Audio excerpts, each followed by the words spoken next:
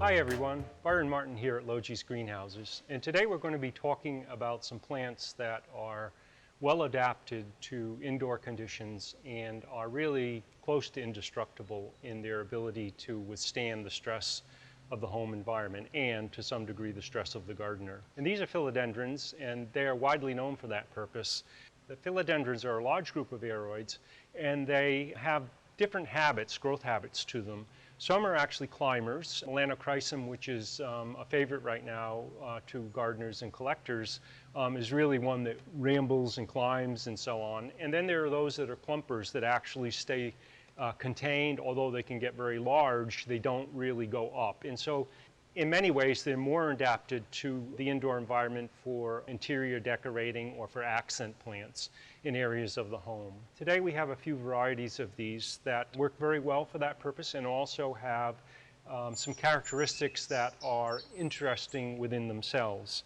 This is a philodendron called Xanadu, and it has these cut leaves and long petioles, and the leaves are somewhat smaller. Now this plant is still young and can get fairly large. As you can see here, this is a clump forming, and it's going straight up, but it's also making breaks at the base here, which will over time thicken it up, making it really quite a beautiful specimen.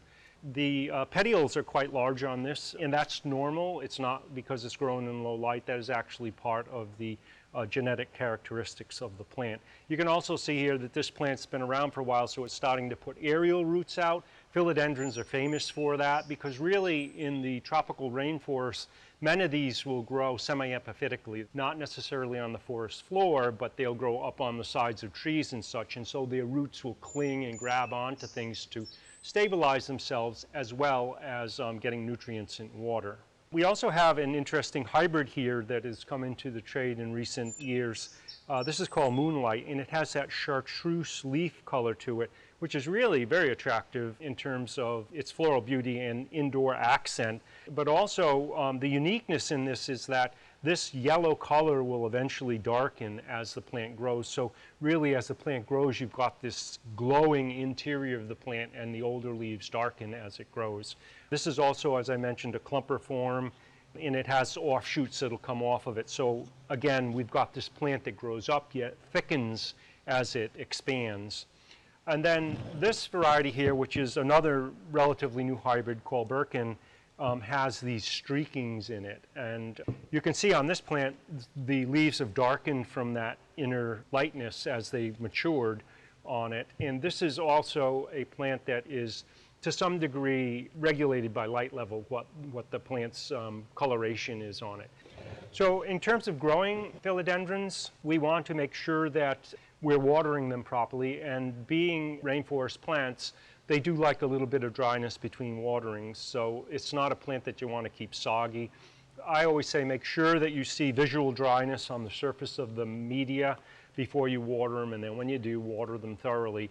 The good news is that if you go away on vacation or you forget to do it, philodendrons are very forgiving, and that's one of the things that makes them indestructible.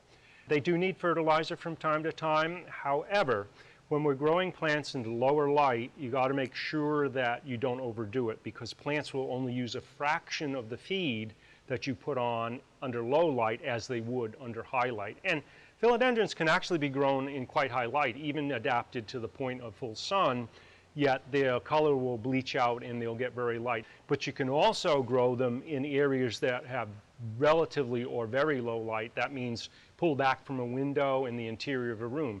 Now, under those conditions, they're going to grow much slower. You want to make sure that you don't over-fertilize them at that time. As far as insects go, they're pretty impervious to it. We really don't see bugs on them at all. They've got that really hard leaf, and nothing really seems to like to eat them. One of the things that philodendrons do is bloom, and for the most part, the blooms are somewhat inconsequential, but they can actually be showy. However, it is a long-term process from these young plants to ever get them into flowers. So it's not something you want to hold your breath for.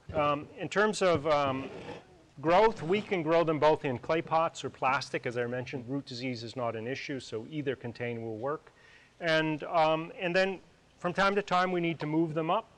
This is a young plant. There's some new roots expanding into the mix. We don't necessarily have to repot this now, but remember, when you pot a plant up, you give it more room, it's going to get bigger. And one way to dwarf plants in container horticulture is just don't repot them, and they stay quite small. So we're just going to take a little soil here and put it around the plant to pot it up. Always leave a little bit of room there for your water. When you're using these peat-like mixes, which are really very fluffy, you can actually pot it fuller than you would if it was in the old days soil. It's what they call leaving freeboard, which allows the water to collect. And there we go, it's ready to go. And a plant like that could stay in the pot for a number of years before you had to repot it. This one here, if we take it out of the pot, which the roots actually have the ability to grab onto, I'm gonna be a little bit more vigorous with this. The roots actually on philodendrons tend to stick to the pot, and that's part of the deal where they stick to a tree. But you can see this one here has a very, very dense root system on it and could be repotted. But if you didn't want it to get any bigger, you could leave it in the pot for quite a long time. It's going to actually push itself up if we don't put it in a bigger pot. But you don't have to repot at this stage as long as you give them water. Thank you for watching today. There are a few plants that can easily be grown in the home, in the indoor growing space with very little trouble. If you'd like more information, visit us at logees.com.